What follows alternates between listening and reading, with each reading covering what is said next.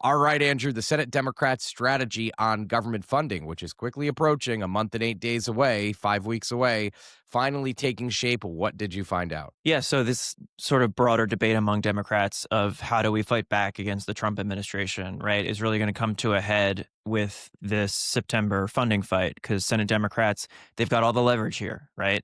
This is the first time since March that they have any leverage in really anything legislatively on Capitol Yep, Hill. that's right.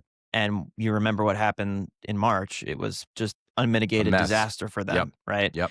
And so they want to avoid that this time. And you've already got progressives like Senator Elizabeth Warren, for example, who are starting to draw lines in the sand. We report this morning that Senator Warren is saying that Democrats should not go along with Republicans, shouldn't provide Republicans the votes, rather, for any government funding measure absent a rescission, if you will, of the Medicaid cuts that were included in the so-called Big Beautiful Bill.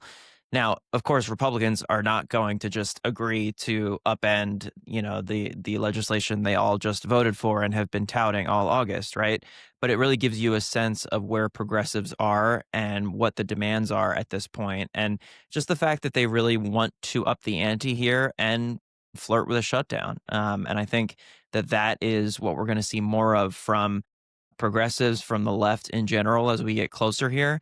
But, I also talked to Democrats like Mark Kelly, for example, when I was in Arizona with him. He said that he still prefers to be able to work across the aisle to get things done. And that means passing bipartisan appropriations bills, which, if that's still the plan for Senate GOP leaders, which they say it is, that means looping in some of the Senate Appropriations Committee's funding bills that have passed the Senate in May, additional ones that may pass the Senate in September, and use that as the basis for government funding. And Senator Kelly told me, quote, "We are in uncharted territory in terms of the Trump administration and, what Democrats see as illegal actions of the administration.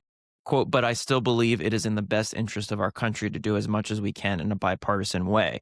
So you've got those two camps really defined at this point. Mark Kelly saying we got to work with Republicans, we got to try to avoid a shutdown, and Elizabeth Warren saying, hell no, under no circumstances should we do this unless we get something tangible in return. And I think it's just another example of that push and pull we're seeing right now within the Democratic Party in terms of how hard do we fight, how far do we go in terms of these fights.